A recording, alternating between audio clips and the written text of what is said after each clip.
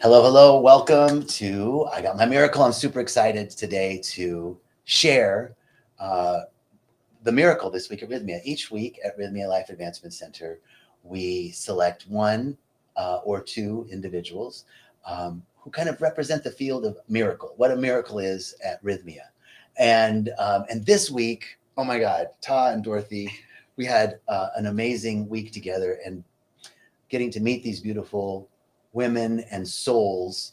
I couldn't think of having two better people to represent the field of miracle. And then we're calling it Africa Edition because we got South Africa and Ghana Yes. representing, right? So without further ado, Dorothy and Ta, welcome. Thank you. Thank you. Mhm. It's so great to have you here. Thank you. It's an honor to be here. Thank you. I had such a great week with you both.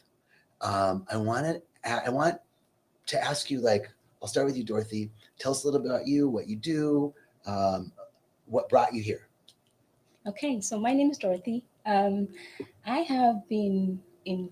I have been doing coaching for spiritual coaching and also for personal coaching as well since 2018. So I've had my coaches come to Rythmia, and they've said all the beautiful things as well. So um, when I got to the point whereby I knew I'm spiritually ready to come to this process, then I had a call to come. So yes, just So came. you've been coaching people, or you've been in coaching? I have been coached by people Okay, since Yes. 2018. since 2018. Oh, let's say 18, 2020. 2020. Correct. Yes. And what do you do in life? I'm a nurse.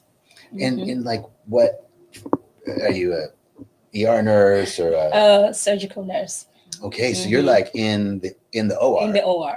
Wow. And we do perio, PACU, yeah, recovery. Okay, things so like not that. only is it Africa edition, but it's medical edition because Ta. Now, your nickname or shortened name is Ta. Yes. I'm not going to even try and pronounce the full name. Will you give us your full name? I'd love to. Thank you so much, John, first of all. My name is Sita Chisiwe. Si Ta Shisiwe. Yes. Beautiful. And it's the Sindebele language. It means we've been made happy. It's actually a sentence. We can shorten it to say it means rejoice. We've been made happy. Yes, the whole family. And the language is Sindebele. Sindebele, which Yes, is the language Zulu. the Zulu. Yes. Wow. Yeah. Okay, so and what do you do in life? Oh, I work as a director for physician quality improvement in an organization that has 12 hospitals. It's located in the Fraser Health region, British Columbia, Vancouver mainland specifically. And so this program aims to improve the healthcare system through supporting physicians to learn how to improve it, and then they can go out and improve patient care. So you're both in healthcare. You're in Yes. process improvement, and you're in the OR, and you're both powerful women. And right now you're speaking so softly. I'm like, what is up? Come on, ladies. Because We'll you're wrap like, it I'm up. this. I'm like, you are some badass ladies. Yes. Okay, I've seen you this week, and I know it. So come on. All right. So all right. So you're in coaching. What called you to come to Rythmia? Oh, that's a loaded question. Okay. I've been married for 22 years and going through a divorce. It's going to be final this August. I'm excited. Had challenges in the marriage, but I must say I also had challenges growing up. There's a saying that says, when the student is ready, the master appears. Why I say that is Rhythmia appeared for me because I was hungry and looking for healing. So what brought me is all the challenges in my marriage, the struggles in my upbringing that I needed to deal with and heal. It's a loaded question, but I'll No. stop there and let No, you try. yes. Beautiful. So there was something in you. Now, how did you hear about Rythmia? Rhythmia kept popping up on my laptop. I would be searching for something in the evening after work, spiritual healing, Rhythmia would just pop up. And then I'd be like, ah. And then one time I saw Dr. Mike Beckwith, and I often listened to his sermons, and I had a dream that one day I'll go to his church. I've never been. And then he spoke about it. I'm like, wait a minute, this guy has a great reputation. Let me do this. And then one night I couldn't sleep until I signed up. Wow. So I'm like, I'm just going to do it so it could stop popping up. And speaking of, British Columbia, you just got to do a direct flight down to LA. That's true. I could even drive. You could even drive. It'd be a I'm cool right at the drive. Washington border. It'd be a long drive, but go to Agape for Oh, sure. Okay, so you're both in healthcare, and you're both and you had shared a little bit about before I get there. I was gonna jump to something else. So, Dorothy, so you come to Rhythmia. Were you worried, scared about your first ceremony? I was, because I didn't know what to expect. Mhm. But then the teaching was really helpful because I learned what to do and when to stop eating, when to eat, and all the teachings was really helpful. Yeah, and I made sure I attend most of the teachings that I was supposed to. And even sometimes when I have a question, and I'll just think about the teaching, and I have my answers already. And even some of Meg's teachings was really, really good as well. She talked about the yawning. She talked about all the things that she talked about. And if I experience it, I'm like, okay, that's what she's talking about. Then I relax because I know that somebody has been through it and didn't know. So I didn't feel scared, even though the teaching really helped me. I think that's what got me through it. No.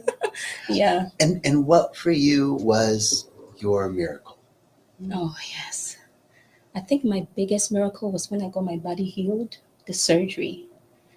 When I was coming, I don't know what happened from January till March. Uh-huh. I started having all these things on my skin. It's like rashes on my skin. It was really bad. And I was sensitive to even what people talked about. If people say bad words, then it's just my skin was just attracting this negative stuff, and it was uncomfortable. I was itching all over my And this chest. is starting in January. It started in January, and I did lotions. Like I thought maybe this lotion is not working. Let me try sensitive ones, and it was still not working. So when I went through show me what I have become, and I was able to merge with my soul, then I did the healing, and I just laid down, and I knew something was being done on me, but then I knew I needed it. Mm-hmm. So I just laid down and just experienced it and just say thank you. I just said I was very grateful. And when everything was done the first time, I felt better. The next day I wasn't itching anymore. Wow. And I got another one the second day. I got one on Tuesday. So the Tuesday one was very intensive. It's like my whole body it was like a rebirth. I lost all my body and I got a new body, which was really good. And on Wednesday, I got another one as well for my whole body. So these are what we call sacred surgeries. It was a surgery, and it was so beautiful. I remember the first day, I was just laying down, and I could hear people, "Oh, you're free!" I heard somebody said, "I'm free." I'm like, "Thank you." I needed to be free so badly, and it's like, "Dorothy, are you okay?" And I said, "I'm okay." I didn't respond, but then in my mind, I'm like, "Yes, I'm doing well." And I felt like even though I was laying down and going through the surgery, I wasn't by myself. I had a whole team around me. I couldn't see, but I felt a team around me. And now I don't itch anymore. Before I'll be like, really? yes. So the itching is gone. Itching is gone. I don't have The any more rash? itching. The rash is also gone. And I look at my skin, like I had all these points over here, and now I don't see it anymore. Amazing. My chest. Okay, this is a OR nurse. Okay? This isn't like, somebody, this is an actual person who knows about surgeries saying, I had a surgery, a celestial surgery. It was. And there's a physical healing. Yes. Okay, so part of our teaching is that from this split, when we split from ourselves out of protection, that all disease, all addiction, all psychological issues come from this split. And you said, after I merged, that's when I had the surgery, which in my understanding, you can't have surgery until you've merged. Correct. Right? You have to feel whole in yourself so that then you can heal yourself. You can't heal yourself if you feel broken. And so, what was it that healed in you spiritually, mentally, emotionally, so that you could heal physically? I think I had already done a lot of healing before I got here. Very important. And when I got here, the teaching and everything had already was everything that I had been through. So I just accepted it. But then I think the only way that I got my soul to merge with me is to acknowledge everything that I've done wasn't right. And my soul, I said, okay, we've forgiven you. And then my soul was able to merge with me. Then I was able to go to the next stage. Beautiful. Yeah.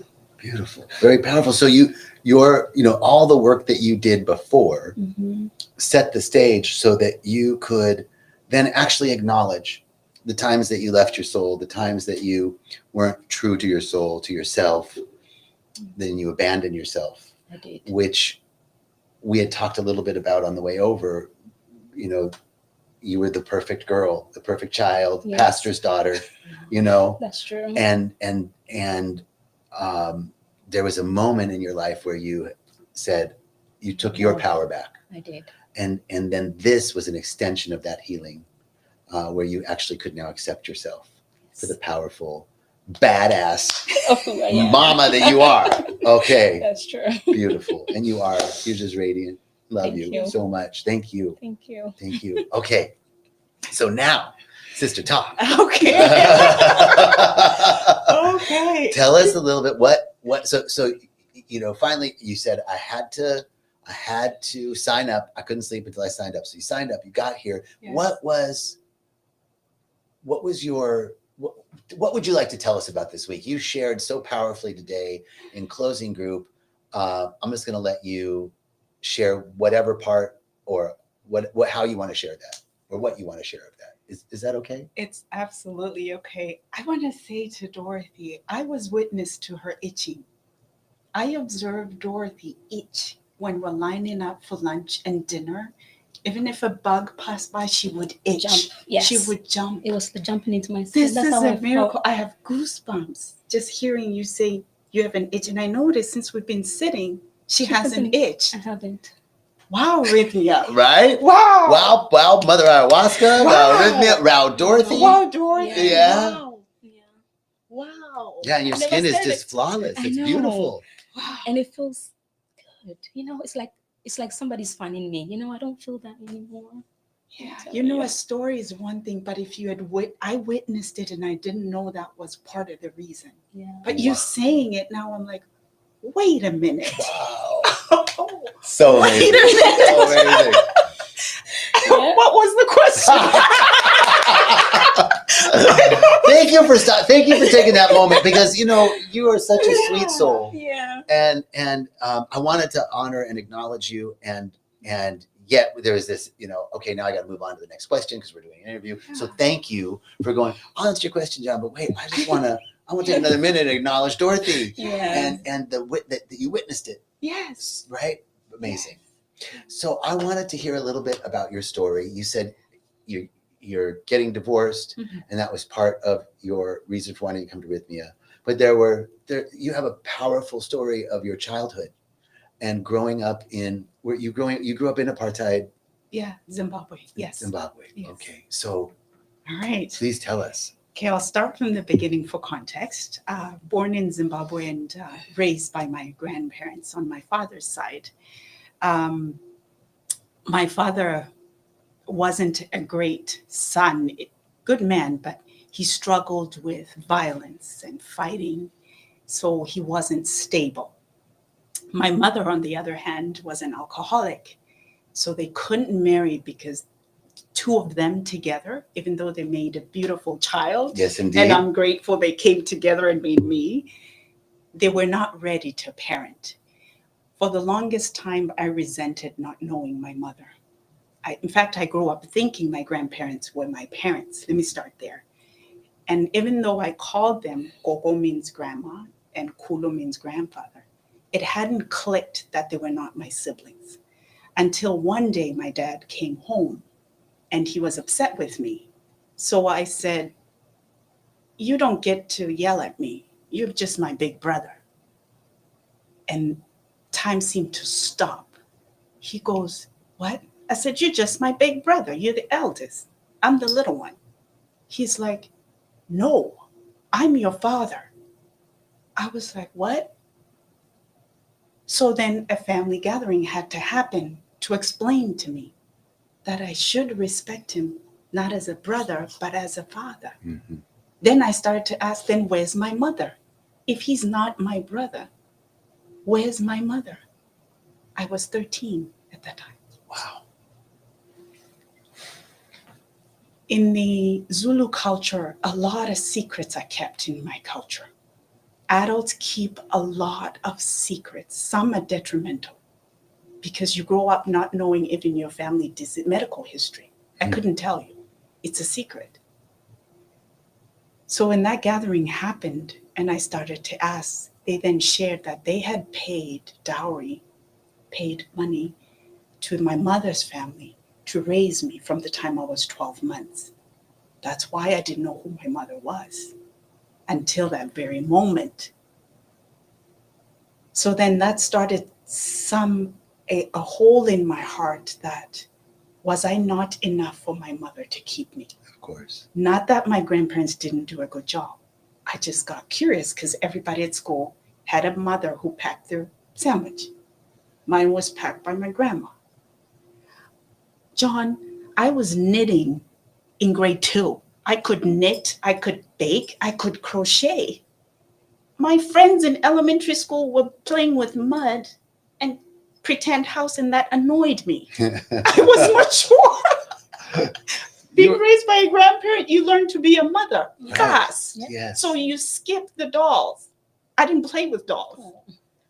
I was cooking, crocheting, knitting, taking care of goats and cows. I was running the farm.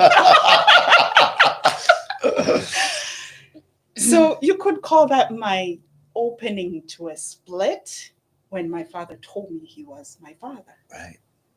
Fast forward, he gets married. And then in between that, he actually gets really upset that I did not see him as a parent. I saw him as a brother. In fact, I called him by name. I never called him dad before that day. Mm. It was Sid. His name was Sydney. We won't say the last name, but we'll keep it. So we'll keep it a secret. So he gets married, and in the culture at the home at that time, his new wife was coming in for me to say, for me to get to know, okay, this is, they were honest though, this is your stepmother, not your biological mother. So I remember the day, and during the time they were dating, I knew her, she was lovely. But on that wedding day, things shifted. She gave me a bath, which was something my grandparents requested. Give her a bath because you have a daughter now. She was very upset by that responsibility. So I'm in the tub and I'm waiting. My new mother's going to give me a bath. In the African culture, instead, we used rock as a scrub, like for you under your feet. She used the same rock that you use to scrub under your feet. Just like a pumice stone. Yeah. Just like you go to the spa and they scrub your feet. In Zimbabwe, we use a rock. She used the rock on my back. Until this day, I have scars on my back and I bled. And she said, from this day on, you wash yourself. I won't do this again. Then she noticed I was bleeding. She said, don't you ever tell anybody this happened. So I kept it a secret. My body naturally doesn't heal fast, and I bruise easy. So what happens? When I'm going to school, I have blood on my uniform. All my clothes are bloody. Then the questions come. My grandma's like, what's going on? I said, nothing. She said, don't you dare lie to me. Right? Grandma knows. Grandma's like, don't you dare. Show me. So I showed. She goes, what happened? I said, nothing. Don't you dare lie to me. So I told the truth. I was in the tub. This is what happened. My grandfather was livid. He was the lawmaker in the house. He was the provider as a war vet, strong man. And he was livid by the incident. I didn't know this incident would turn out to be a big family meeting. Waited till I went to bed. My stepmom, my dad, all the siblings were called into the house to set order because grandfather was going to set order that Taz's baby, nobody comes in and hurts her. He always would say he has the right to hurt me, no one else, which he never He did. never did. But Mhm. it was Yeah. saying, the line stops here. Thou shalt not cross it. So then things continued to get worse.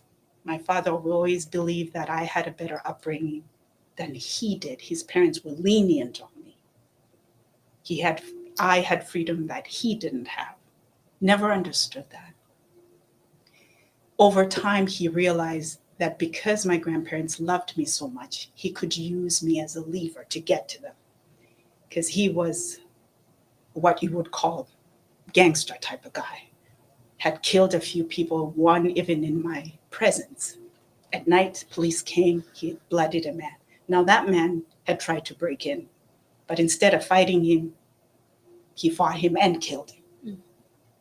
The man had just stolen clothes, but he was killed for stealing clothes. So that's how violent my father was. Also very loving, a DJ, loved by everybody, well connected. Yeah, all those things. But he had a dark side. Also had a good side, but he also had a dark side that would overpower his goodness. And so so you're kind of sharing this, but then bringing this up like the the stress and violence between your new Yes. stepmother and then your father, and jealousy of your father for the way you were raised and your grandparents raising you, and this like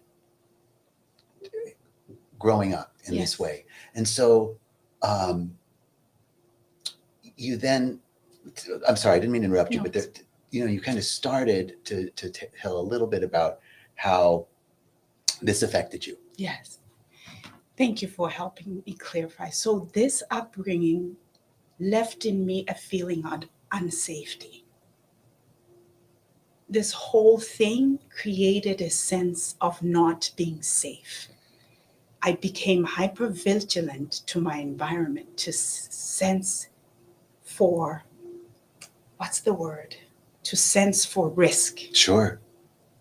And I discovered that if I'm quiet and I'm invisible, there's safety. Keep everybody happy just so you can have a home and security and have your tuition paid. Until a volcano erupts, then you're removed, but you find safety there and then you come back. So it created a sense in me where I do things for people with the expectation of loyalty and safety. So I ended up not being sure truly who I was. I was hypervigilant to sense for danger and not say what I want or feel Right. or what I needed. So I lost my voice. Yes. Just to make yourself whatever's needed in order to be safe. If I can mold Yes. myself Yes. to take care of someone else or to fit into other people's needs or to be Yes. quiet just for my safety. Absolutely. That And- was my driving force. So at 19, I met this man who sees me, first man I ever met, first boyfriend. And he tells me I'm beautiful. I'm like, what? I am? Yeah. And when he meets me, he knows my family has made arrangements for me to go to the United States for school. Back then, I thought, he loves me. Little did I know he probably saw it as an opportunity to leave Africa and go to America too. So I dated him just for 6 months before heading off to my aunt, who's my father's sister in Michigan, for school. But I'm still that broken person inside.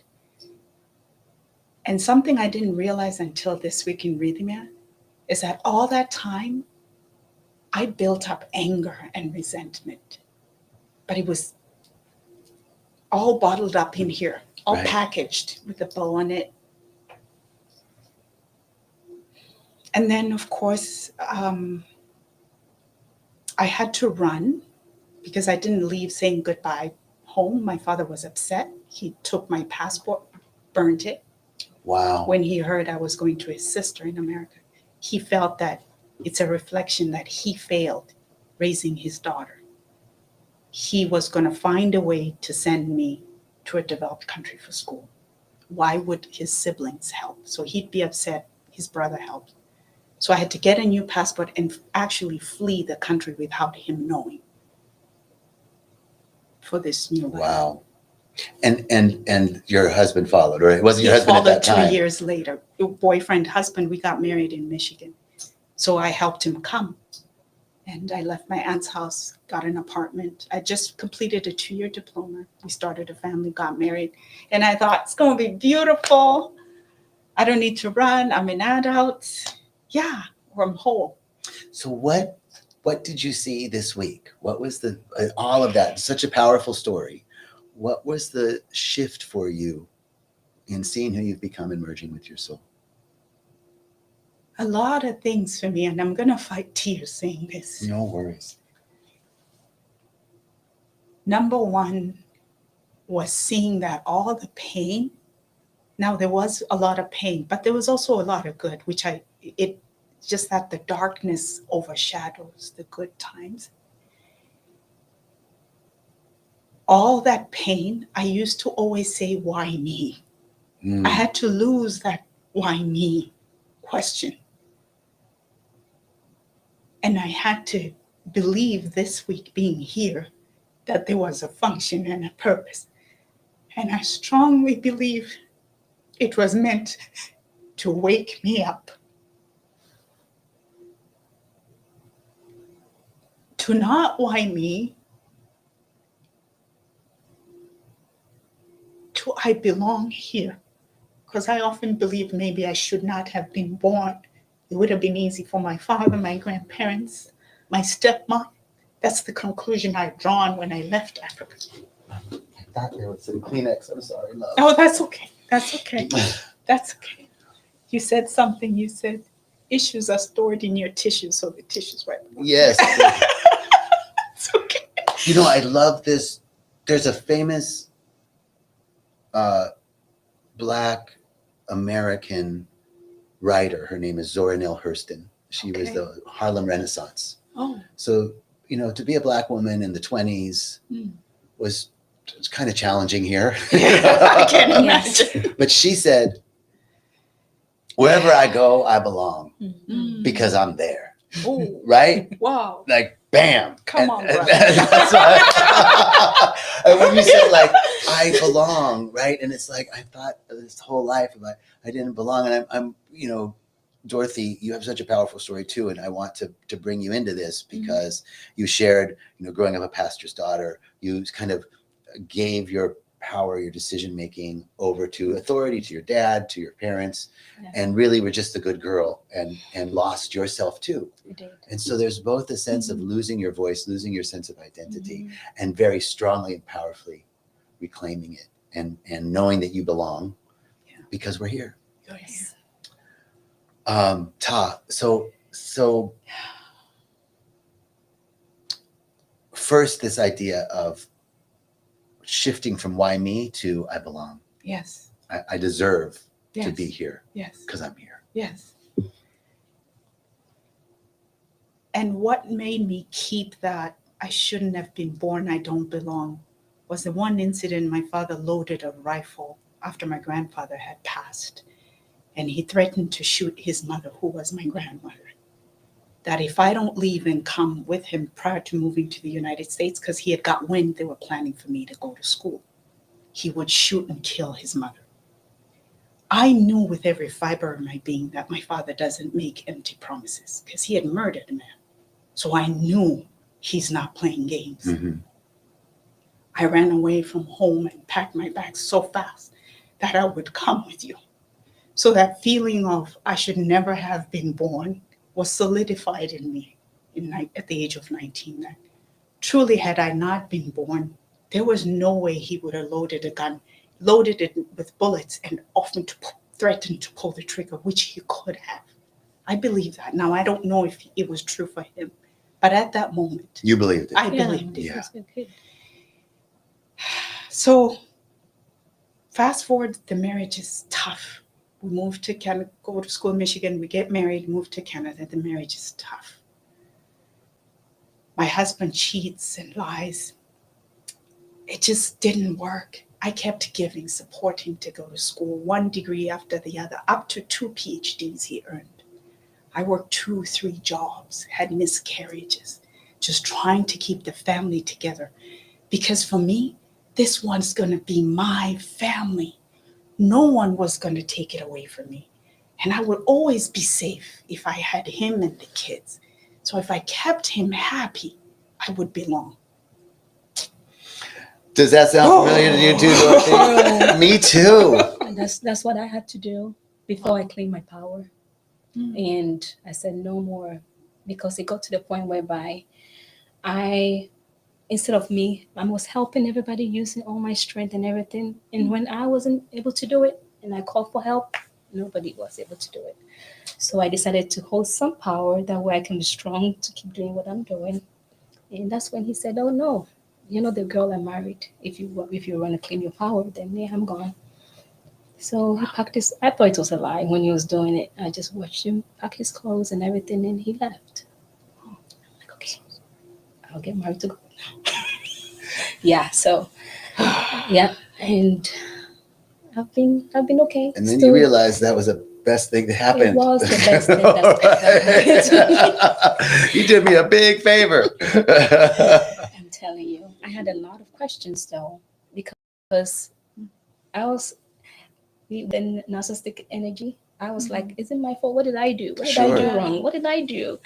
And at a point, I had to just realize, okay, I'm just gonna take my power and just do what I can and just move on. So, yeah. Such powerful stories. I want to just finish. Ta, so you saw at Rythmia this week. What was the summation of this powerful story that you were sharing with us? What did you claim back this week? What are you leaving here with at the end of the week? To summarize my week, first I want to say thank you for this whole program. That's amazing. Because I don't think it's one thing. I think it's the way it is packaged. Yes. I think it's every soul in this facility, the groundsmen who cut the grass, the people who served us good food, the teachers, the founder, the board, every little thing, the yoga, the breath work, everything, the setup, the moon shining on us the first day we were here. It was a full moon. It was beautiful. It was, to me, divine orchestration. It was here. So it wasn't one thing for me. It all was building up to a crescendo.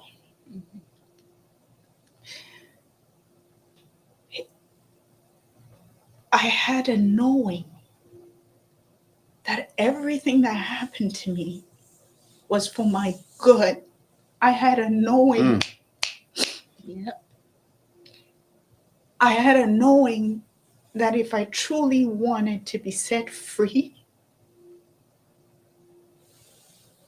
I have to give myself permission to surrender. Yes.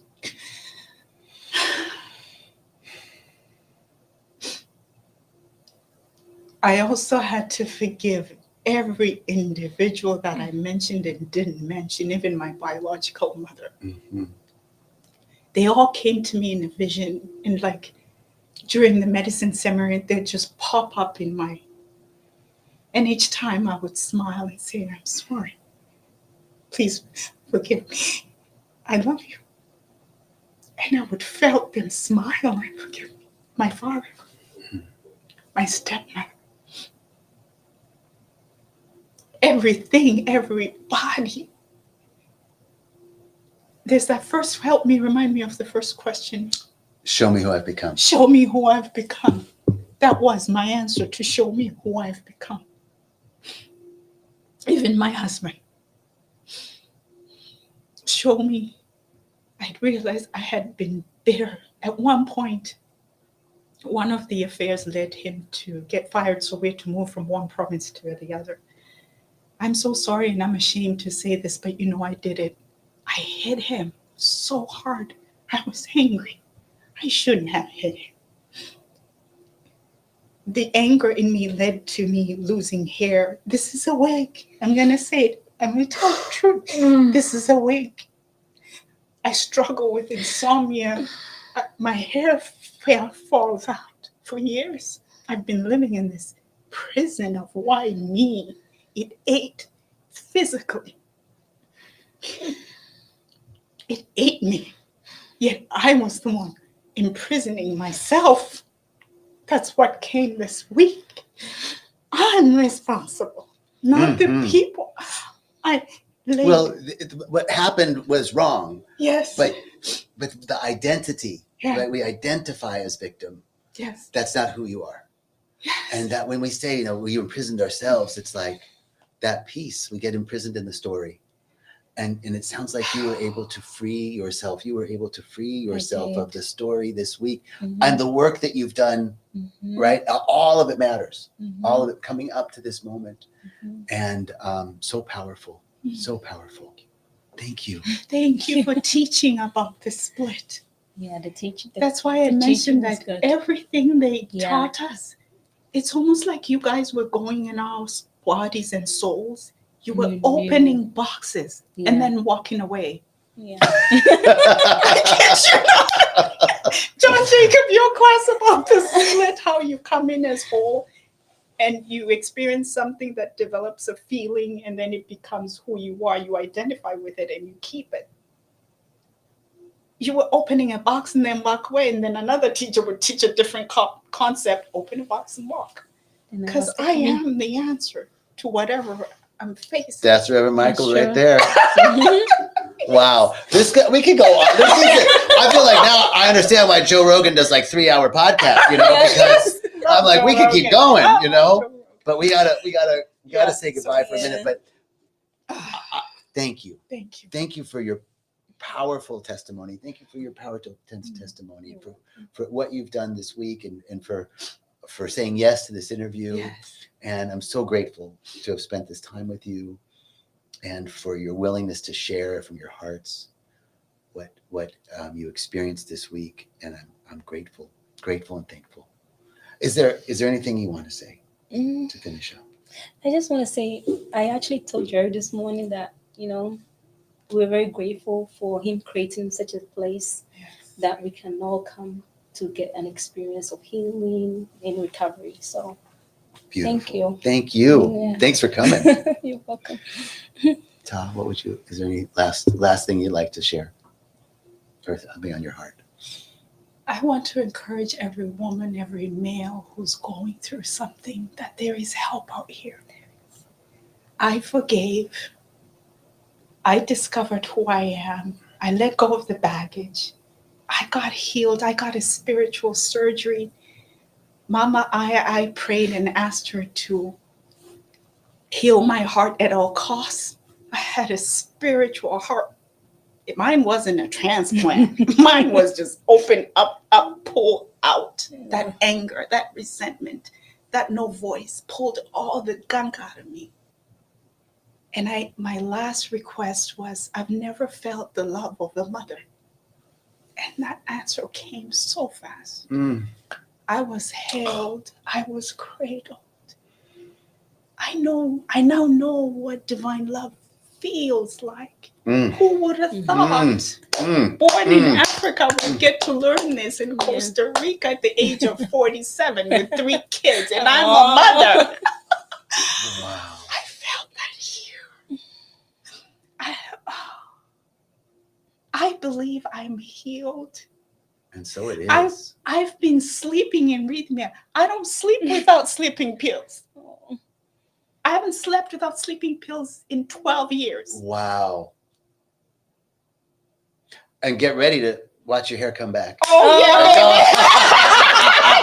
She said, "Oh yeah, I'm ready."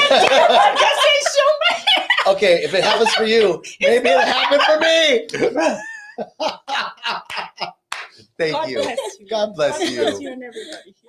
Thank you. Thank you. Thank you. And I agree, it's the whole Grateful. package, right? It's Mhm, all, it and it is. is from the groundkeepers to the Mhm. cooks to the yoga people to the massage The therapists, shaman, the the shamans. plant Yes. medicine, Yes. the moon, all of It's it. all- it's I don't like- want to leave anything out. Amazing. That's All of true. it. Every And all tree. you guys watching. Thank you all so Thank much. you. Someone says, I can relate to you so deeply, Sister I, regarding family secrets and Wow. feeling hyper-vigilant from not growing up in Mhm. one's biological parents. You are so vibrant and worthy, and you do belong. That was I from belong. Nemo, holding you in prayer. Oh. Amazing, Dorothy. So happy for you. Oh, Thank you wow. all so much. Thank Thank you. you. Blessings, peace and blessings. Peace and blessings. Yes.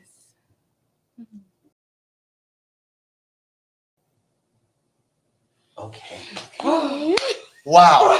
Okay. So I want to just like chill, but there's a guy, I met him Oh, you at lunch, and he's like, he's one of the new people coming in. He's like, I have to talk to you. And I was like, well, this is my last day. I'm gone for a month. Oh, and yeah, you got and he's wow. like, I got to see you. So do me a favor. Oh shit, he might not even be there anymore. No, go try to find him. well, Thank you, John. I want to, Thank you. please stay in touch with you. me. Let me know how you're doing. If you need anything. Thank you. No, thank you. Thank you. Thank you. Thank you. There is, I'm going to put this away, but if you'll go to the front desk, Okay. and there's a tall Yeah. guy. Yeah. He was in a black shirt, and Okay. black trousers, and he's Oh, I tall. think I saw him. Yeah. And his name's Michael. Oh, the other one I saw. Sam? No, Yeah, he was talking to Michael earlier or something. I Yeah. think so. Let him Okay. know I'm on my, if he's there, say Okay. I'm on my way. Okay. And ladies, Will do. thank you. And you got my Instagram or my email? We I have did. to look Okay. it up so I can watch this. Will you, yes, and it's Oh. gonna be on YouTube and as well, but will you share my I will. contact? Yes, And then please. if you need anything, Bless please. your heart. God bless you. for your Thank kindness. you. Thank you so much. Thank you. Thank you, thank you.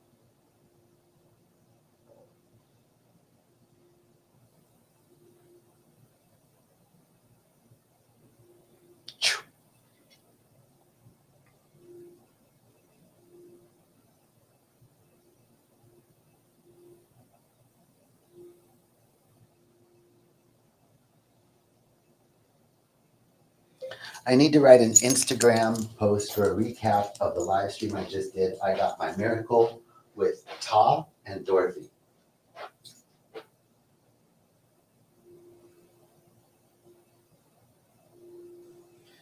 It's I got my miracle Africa edition as these two powerful beings both step forward and share their week at Rythmia and finding their voice and their power.